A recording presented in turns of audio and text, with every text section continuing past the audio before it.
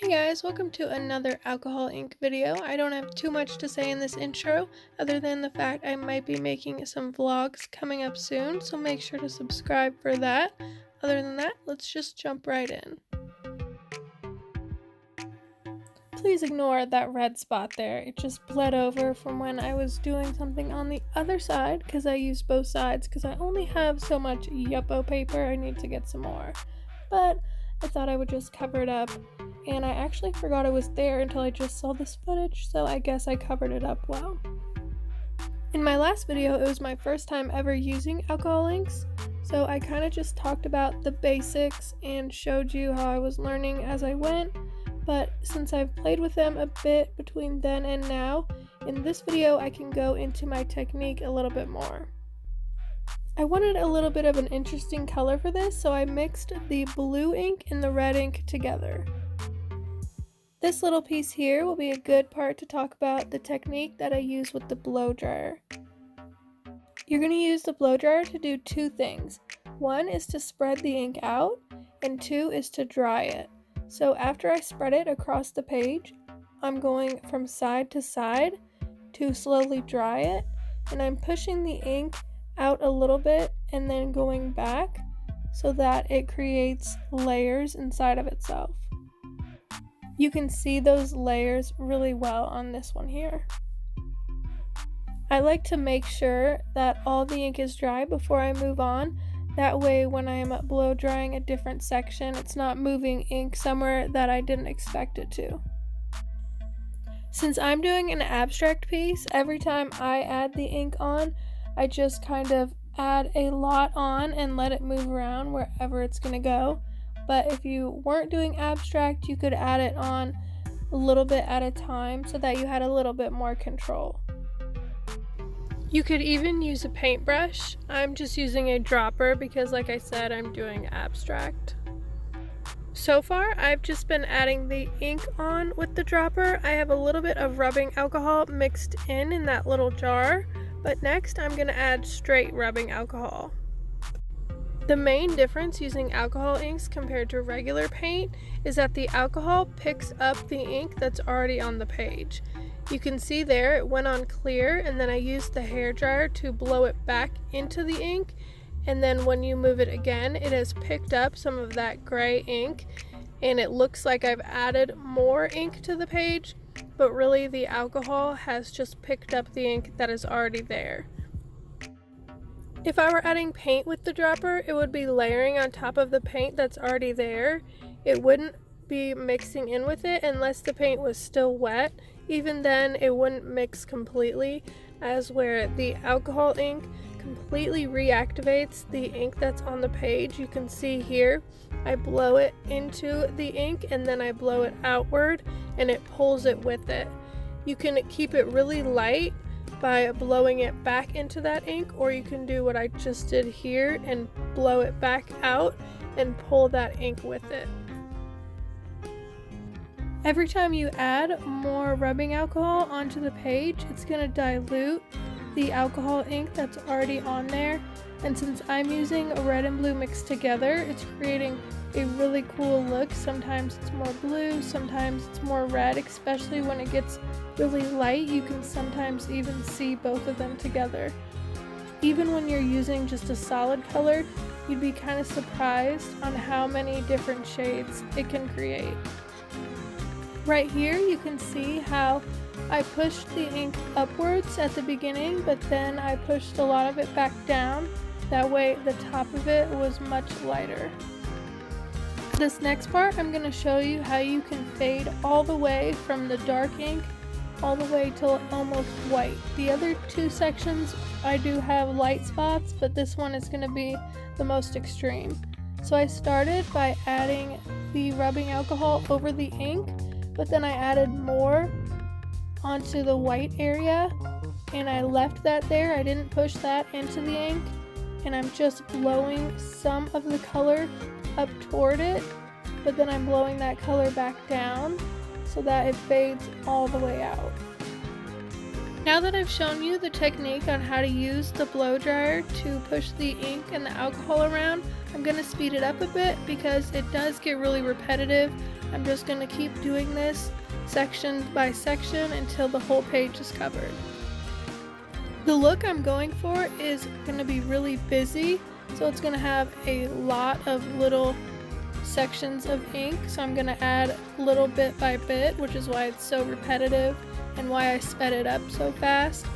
If you don't want it to be so busy, you can add larger sections. You don't have to have as many to cover the page. A lot of what I'm going to be doing for the next few minutes is just with rubbing alcohol. I'm not going to add a lot more ink since I am covering the whole paper and I'm only using this one color of ink. If I just added too much ink, it could be very dark and one color.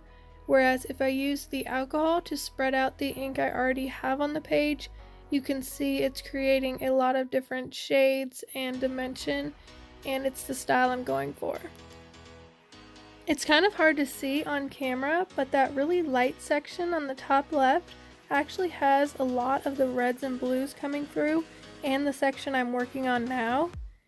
It actually kind of reminds me of when someone's trying to create like a digital blur and they draw the same image slightly moved, once in red and once in blue, if that makes sense. You can actually see it too. The bottom right in the center, I'll point an arrow at it, you can kind of see what I'm talking about right there.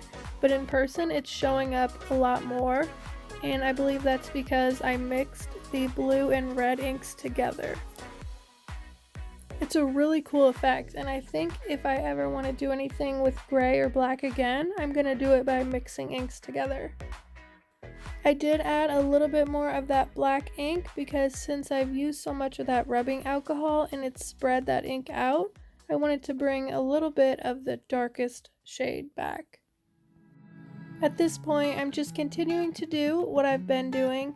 I know it's getting a little repetitive and I'm just trying to fill the page, so I'm going to go ahead and cut to when the page is covered. I know at the beginning I said I wanted to have a lot going on, but at this point I decided it was just a little too much, so I wanted to do a couple large sections. That is one of the coolest things about alcohol ink. When you add more ink or more alcohol on, it reactivates that old ink and you get to move it around again. The reason I wanted to create some larger sections and take away a little bit of the busyness going on is because I want to add drops of alcohol to this. I don't know if there's a name for this. I've seen a lot of people do this technique. It creates almost a bubble look in the picture, and I think it's really cool.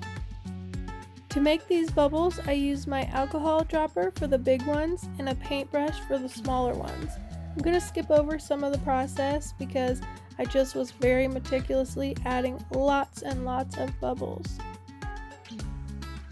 I even used my paintbrush to clean up the edges on a few, just to make them more solid, because as it spreads out, sometimes there's clumps of ink around the edge, and I just wanted it to be very perfect circles. I even flicked my brush across the paper. Right here you can see all the dots, but I didn't like the way that looked, so I went back in with some alcohol and black ink and covered up some of those specks throughout the picture. I just thought they were too much.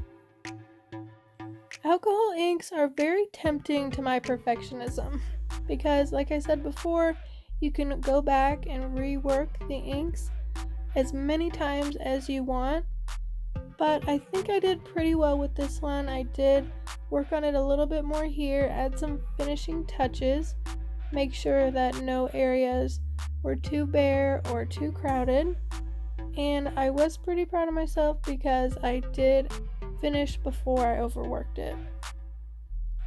I'm creating this painting as a present for my younger brother for his new apartment. Now, of course, you can leave it as is, but if I was going to hang it up as is, I think I would have made it on a large canvas. What I made this one for is actually to be put in a picture frame.